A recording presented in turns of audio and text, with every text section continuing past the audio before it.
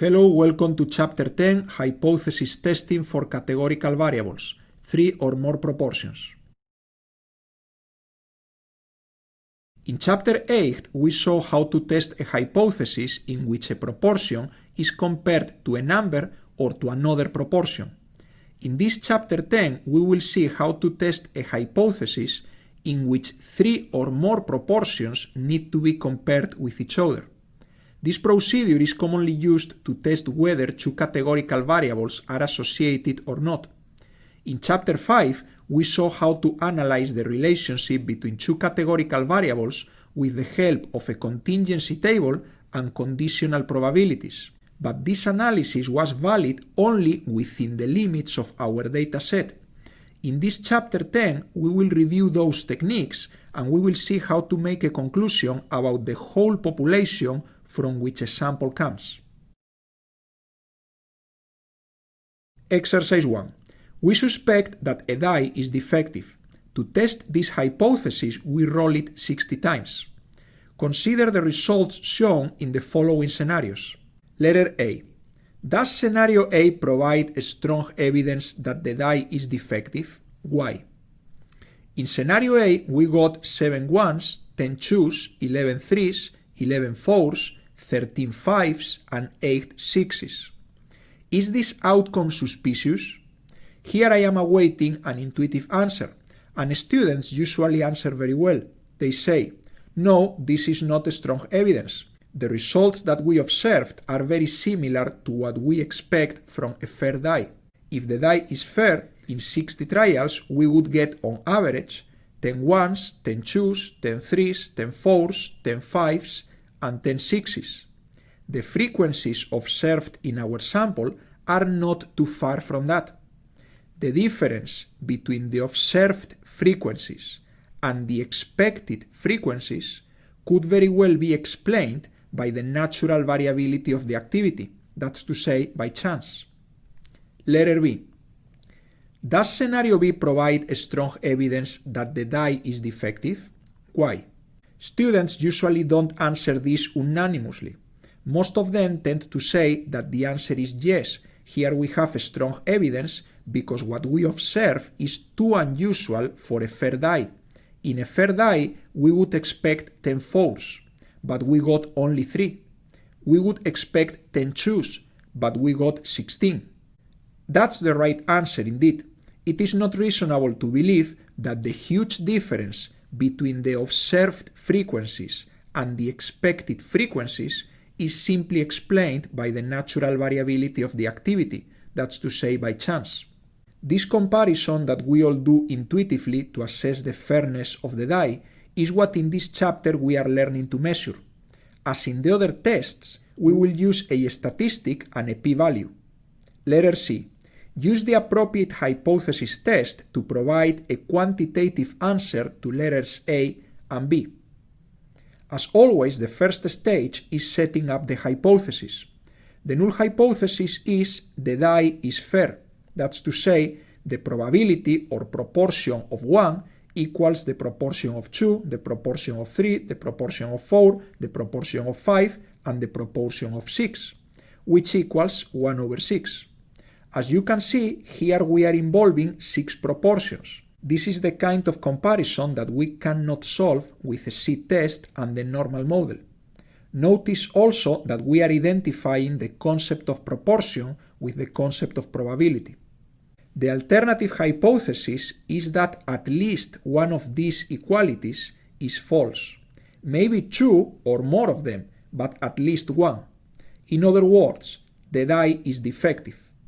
In cases like this, we usually don't write the alternative hypothesis in algebraic form because it would be so long, because there are so many ways of denying this chain of equalities. Now we introduce a measure of total amount of deviation relative to the expectation. We call it the chi-square statistic, usually denoted with x squared and defined in this way. This is the observation minus the expectation, that's to say, the deviation from the expectation. We square it to prevent negative deviations from cancelling positive deviations. and we divide it by the expectation to get the magnitude of the deviation relative to the expectation. It's not the same a deviation of 3 units if we are expecting 10 than it is if we are expecting 1000. And we add all these squared relative deviations. In scenario A, the chi-square statistic equals observation of 7 minus expectation of 10 squared divided by the expectation, plus observation of 10 minus expectation of 10 squared divided by the expectation, plus observation of 11 minus expectation of 10 squared divided by the expectation. If you do all this, you will see that the total amount of deviation relative to the expectations is 2.4. Is this a lot or is this a little? If this was a C-score, it would be huge. You know that a C-score over 2 is always very much. But this is not a C-stat. This is a chi-square stat. The chi-square distribution has a completely different shape, as we will see.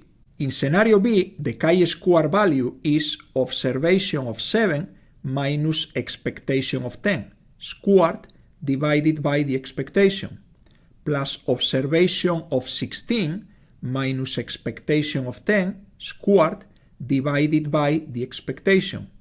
If you continue to add these fractions, you will get a chi-square statistic of 12.8. Obviously, this is much greater than the 2.4 observed in scenario A. But how can we tell whether this implies very strong evidence or not, or whether this means very weak evidence or not? We need a p-value. The p-value is easy to get if you know that this chi-square statistic follows a chi-square distribution with k-1 degrees of freedom. Notice that the k is the number of categories and not the sample size. Since here we work with 6 categories, this will be a chi-square distribution with 5 degrees of freedom. For this mathematical model to be appropriate, the sample needs to be random and every expected value must be equal to or greater than 5. Here every expected value is 10, so we are good to go. Some authors use the Greek letter chi squared for the chi-square distribution and the Latin letter x squared for the chi-square statistic. That's what I am doing here. Other authors may use other notations. Here you have the graph of the chi-square distribution with different degrees of freedom. The 3 major differentiators of this distribution are: first, it doesn't take negative values because it works with squares. Second, it is not symmetric, it is right skewed. Third, its mean increases together with the degrees of freedom. For instance, a score above 10 is very unlikely with 1 degree of freedom and with 3 degrees of freedom, but it is much more likely with 7 degrees of freedom, and it is almost guaranteed with 30 degrees of freedom. Notice also that as the degrees of freedom increase, the shape gets less and less skewed and more bell-shaped. Going back to our exercise, let's calculate the p-values for both scenarios. What's the probability of observing as much deviation from the expectation as we observed in our sample, or even more deviation, if it is true that the die is fair? That's to say, what's the probability of getting a chi-square statistic equal to or greater than 2.4 if we work with 5 degrees of freedom? A chi-square table or a chi-square calculator will tell you that this is 0.792. In scenario B, the p-value equals the probability of getting a chi-square statistic equal to or greater than 12.8 when we work with 5 degrees of freedom. The chi-square table or calculator will tell you that this is 0.025. As you can see, these two p-values corroborate what you intuitively guessed, that scenario A is perfectly compatible with a fair die, while scenario B is hardly compatible with a fair die. In other words, scenario A does not provide sufficient evidence that the die is defective. The deviation from the expectation observed in the sample is not statistically significant, p-value 0.792. It can easily be explained by the natural variability of the activity, that's to say, by chance. Scenario B provides strong evidence that the die is defective. This would imply that at least one of the outcomes of the die is not as likely to occur as the others. The deviation from the expectation observed in the sample is statistically significant, p-value 0.025. It is unlikely that it happened just by chance. Finally, here I have 3 comments. The concept of how well an observed distribution adheres to a hypothesized or proposed distribution is commonly called goodness of fit, and is commonly performed with the help of squared distances and the chi-square distribution. As part of this hypothesis test, we have used goodness of fit. It is also used in more general circumstances, for example, to assess the appropriateness of a regression line or a regression model. Second, the chi-square test is always a two-tailed test. This means that it cannot be used to test for greater than or less than, because the sign of the difference disappears when we apply the squares. In this exercise, we can infer that the die is defective, but we cannot infer which outcomes are favored. Third, the chi-square test is equivalent to the two-tailed C-test when we work with only one or two proportions. The C-test, based in the normal model, is what we studied in Chapter 8. We will see an example of this equivalency in the second part of this lesson.